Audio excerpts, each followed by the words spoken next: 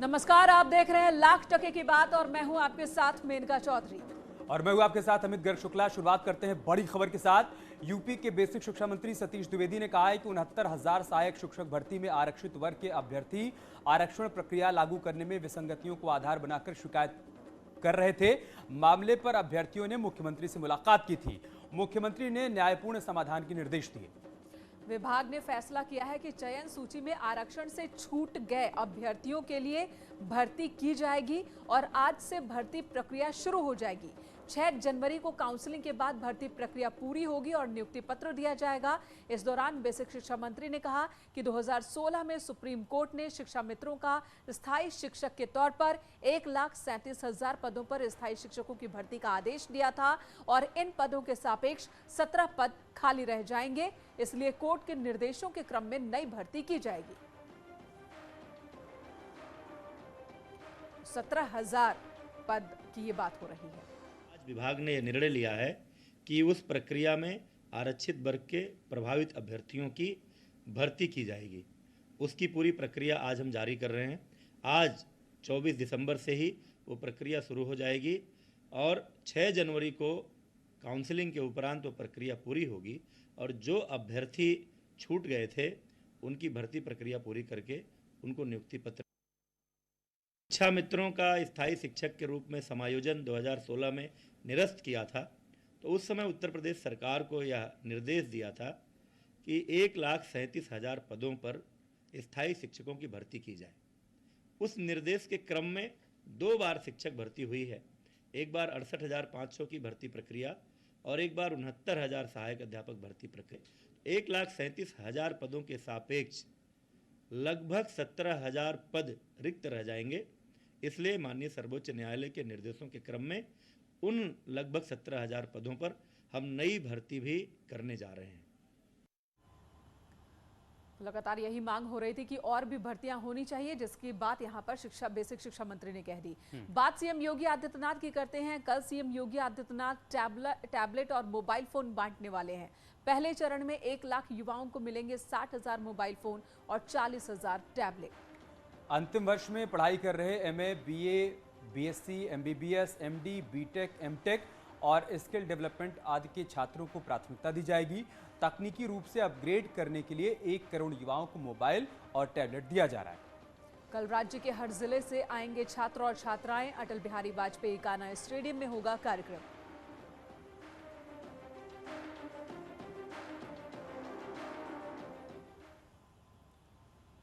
और बात करते हैं कानपुर के धन कुबेर की। कारोबारी पीयूष जैन के घर 24 घंटे से ज्यादा समय तक चली छापेमारी शाम करीब 6 बजे समाप्त हो गई। इस दौरान इनकम टैक्स विभाग और डीजीजीआई की टीमों को 165 करोड़ से ज्यादा कैश मिला, जिसे लोहे के बक्से में भरकर आरबीआई के रीजनल ऑफिस ले जाया गया। 8 मशीनों से नोटों की गिनती हुई और ये गिनती का काम 24 घंटे से ज्यादा तक चला। इत्र कारोबारी और पान मसाला कंपाउंड के सप्लायर पीयूष जैन के कानपुर स्थित आवास पर कल करीब 3 बजे छापेमारी की शुरुआत हुई थी। जैन पर कई फर्जी फर्मों के नाम से बिल बनाकर करोड़ों रुपए की जीएसटी चोरी का भी आरोप है। जैन मूल रूप से कन्नौज के रहने वाले हैं और डीजीजीआई ने बेटे को लेकर कन्नौज स्थित आवास पर छापेमारी की। कन्नौज में अभी भी छापेमारी चल रही है। कहा जा रहा है कि इत्र कारोबारी रानू मिश्रा के घर छापेमारी चल रही है। तो लगातार इनकम टैक्स विभाग का रेड उत्तर प्रदेश के अलग अलग जगहों पर देखने को मिल रहा है, लेकिन सबसे बड़ी कामयाबी यहां पर कह सकते हैं अमित, पीयूष जैन के घर पर 165 करोड़ से ज्यादा नकदी और 8 मशीनों से गिनती हुई। 24 घंटे से ज्यादा का वक्त लगा। उनके दूसरे घर पर भी छापेमारी हुई और कहा तो ये भी जा रहा था कि शायद कोई तहखाना भी है घर के अंदर जिसमें कैश रखे हुए हैं। अब जो बड़ा सवाल है इन कैश के कनेक्शन को लेकर है। उसी कनेक्शन के बारे में जानकारी के लिए हमारे सहयोगी अमित गंजू इस वक्त कानपुर से हमारे साथ जुड़ चुके हैं। अमित, क्या जानकारी, क्या अपडेट आपके पास? देखिए अमित, मैं आपको बताना चाहूंगा कि इस वक्त पहले तो मैं अपने कैमरामैन से कहूंगा ये दिखाइए जहां मैं खड़ा हूं वो पीयूष जैन का घर है और अभी भी पीएससी के जवान मुस्तैद हैं। टीम अभी भी अंदर मौजूद है। 5 सदस्यीय टीम अभी भी अंदर है। 5:38 के आसपास यहाँ से जो कैश है वो चेस्ट में जाके जमा कर दिया गया था, जिसमें 25 ट्रंक थे जो बताया, जिनकी गिनती हुई। उसमें कितना अमाउंट था ये अभी डिस्क्लोज नहीं हुआ, लेकिन जो अमाउंट ऑफ मनी की बात की जाए तो 165 करोड़ से ज़्यादा का है। मैं कैमरामैन से कहूँगा थोड़ा अंदर क्लोज करके दिखाने की कोशिश करें कि जिन जो पुलिस फोर्स है वो अभी भी अंदर मुस्तैद है, और कांस्टेबल्स हैं, चाहे वो पीएससी के हों, पीएससी के जवान हों, सब लगे हों। राइट हैंड साइड पे देखा जा सकता है दाहिने हाथ पर कि ट्रंक अभी भी रखे हुए हैं। इन ट्रंक्स के कुछ कुछ मूवमेंट किए जा रहे हैं। उसमें क्या फैक्ट है ये जब तक की चीजें काउंट नहीं होंगी या नहीं होंगी तब तक पता नहीं चलेगा। अमित अभी भी जो अधिकारी हैं अंदर हैं, क्या अभी भी डॉक्यूमेंटेशन का काम चल रहा है या कुछ कागजात बरामद हुए हैं? अब उन्हें रखा जा रहा है बक्सों में और फिर उन्हें कहीं ले जाया जाएगा, या फिर ये पता लगाने की कोशिश हो रही है कि जो कैश थे वो सिर्फ पीयूष जैन के थे या फिर किसी और के भी? देखिए मैम, ये बिल्कुल जांच का विषय है, क्योंकि जिस प्रकार से पुलिस का डिप्लॉयमेंट है और अभी तक ऑफिसर्स बाहर नहीं आए कहीं ना कहीं, क्योंकि इसके प्रेमिसेस के अंदर जाने की परमिशन मीडिया को नहीं है। इन द मीन टाइम वहां से एक कर्मचारी जो बाहर आया है वो उनके स्टाफ का, उससे हम जरा बात करना चाहते हैं। उस सबसे पहला शख्स, सर आपके क्या नाम है? जी सर पिंटू दुबे नाम है। पिंटू दुबे, क्या करते हैं आप यहाँ? सर यहाँ ड्राइवरी करता हूँ। ड्राइवर हैं यहाँ? जी। किसके ड्राइवर हैं? जी पीयूष सिंह का। पीयूष जैन जी के। जी। तो क्या हो रहा है अंदर, क्या चल रहा है, क्या पता चला आपको? सर अभी तो एंट्री हो रही है नोटों की। हाँ, अभी भी हो रही गिनती? ठीक है, अभी गिनती चल रही है। जी अभी देखिए अगर इनकी मानी जाए अमित, क्योंकि देखिए अभी कोई रिसोर्सेज नहीं, बड़ी जानकारी अमित, बड़ी जानकारी इस वक्त पीयूष जैन के ड्राइवर की तरफ से आ रही है कि अभी भी नोटों की गिनती चल रही है। हालांकि आगे क्या होता है आपके पास हम लौटेंगे और खबरों के लिए। अगली खबर का रुख कर लेते हैं। बिल्कुल, अगली खबर का रुख कर लेते हैं। बात करते हैं कि देश में कोविड को लेकर क्या हालात हैं, और कई राज्यों में कोविड के मामले लगातार बढ़ रहे हैं। यूपी में शनिवार यानी कि 25 दिसंबर से नाइट कोरोना कर्फ्यू प्रभावी हो जाएगा। हर दिन रात 11 बजे से सुबह 5 बजे तक कोरोना कर्फ्यू लगाया जाएगा। वहीं शादी विवाह जैसे सार्वजनिक आयोजनों में कोविड प्रोटोकॉल के साथ अधिकतम 200 लोग ही शामिल हो पाएंगे। वहीं सीएम योगी आदित्यनाथ ने लोगों से कोरोना को लेकर किसी किस्म की लापरवाही नहीं बरतने और कोविड प्रोटोकॉल का पालन करने की अपील की है।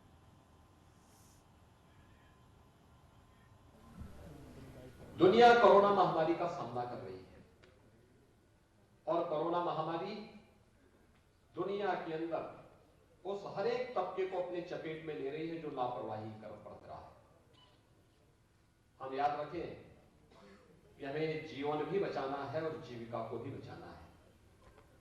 जीवन और जीविका को बचाने के इस अभियान के क्रम में हम सबका दायित्व बनता है कि हम सभी लोग मिलकर के कोरोना प्रोटोकॉल का जो नियम बनाया गया है, 2 गज की दूरी, मास्क है जरूरी। सीएम योगी लापरवाही नहीं बरतने की अपील कर रहे हैं, लेकिन कुछ लोगों पर अपील का कोई असर नहीं दिखाई दे रहा है। आपको लापरवाही की 2 तस्वीरें दिखाएंगे। पहली तस्वीर आगरा की है। आप देखिए किस तरीके से बाजारों में सोशल डिस्टेंसिंग की धज्जियां उड़ाई जा रही हैं। और ये दूसरी तस्वीर आप गोरखपुर की देख रहे हैं। यहाँ पर भी लोगों की भीड़ सड़कों पर नजर आ रही है। 95% से ज्यादा लोग बिना मास्क के ही आपको सड़कों पर नजर आ रहे होंगे। जब हमारी टीम ने लोगों से मास्क नहीं लगाने का कारण पूछा तो लोग अजीब अजीब से बहाने बनाने लगे।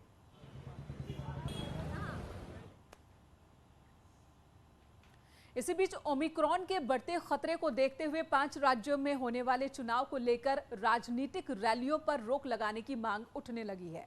सुप्रीम कोर्ट में अर्जी दाखिल करके राज्यों में हो रही राजनीतिक रैलियों पर रोक लगाने की मांग की गई है। अर्जी में सुप्रीम कोर्ट से कहा गया है कि चुनाव आयोग तमाम राजनीतिक दलों को डिजिटल रैली करने का आदेश दे। ओमिक्रॉन के बढ़ते हुए खतरे को देखते हुए जिन 5 राज्यों में राजनीतिक पार्टियां रैलियां कर रही हैं, उस पर रोक लगाने के लिए सुप्रीम कोर्ट में एक अर्जी दाखिल की गई है। दरअसल सुप्रीम कोर्ट में अर्जी दाखिल करते हुए ये मांग की गई है कि तमाम राजनीतिक पार्टियों को सुप्रीम कोर्ट चुनाव आयोग के द्वारा ये निर्देश दे कि जो राजनीतिक पार्टियां रैलियां कर रही हैं, जब सुप्रीम कोर्ट इन तमाम याचिकाओं पर सुनवाई करेगा तो चुनाव आयोग को इस पूरे मामले में क्या कुछ कहता है, वहीं इस याचिका पर आने वाले दिनों में चुनाव आयोग क्या कुछ निर्देश जारी करता है। कैमरामैन गौरव गिरी के साथ सुशील पांडे, न्यूज़ 18 दिल्ली। इधर बहराइच में सीएम योगी ने 35 करोड़ की 98 परियोजनाओं का लोकार्पण और शिलान्यास किया। इस दौरान सीएम योगी ने कहा कि यूपी के विकास पर विपक्षियों को तकलीफ होती है।